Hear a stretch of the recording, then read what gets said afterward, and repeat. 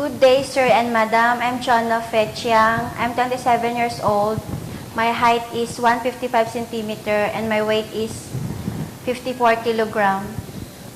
I am married. I have 2 children. My educational level is vocational graduate. I am the second child in my family. I have 2 brothers. I want to work in Hong Kong to support my children's needs. That's all. Hello, Miss Jonafe. How are you? I'm fine. Have you worked as domestic helper in the Philippines? Yes, How long did you work? 2 years. How many members of the family you have served? 3 members. How many children and how old when you begin to work there? No children. What were your main duties? Cleaning, ironing, washing, dishwashing, that's all. Please tell me your way of baby caring. Play with them, teach the homework, that's all. Please tell me your way of baby caring. Feeding the baby and make sure barf after feeding. How do you get along with young children?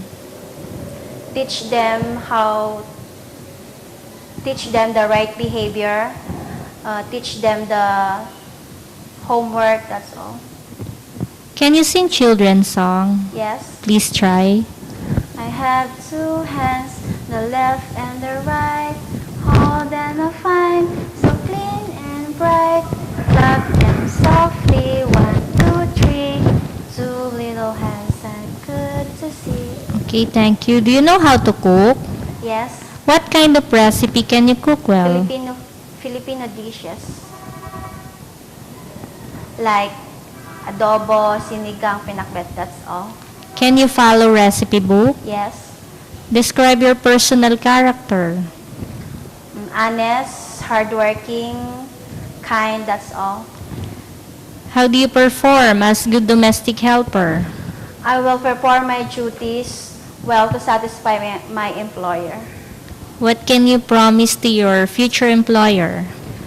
I will promise to follow the rules and regulation and to finish my contract. Hope to see you soon in Hong Kong. Thank you very much, sir, madam.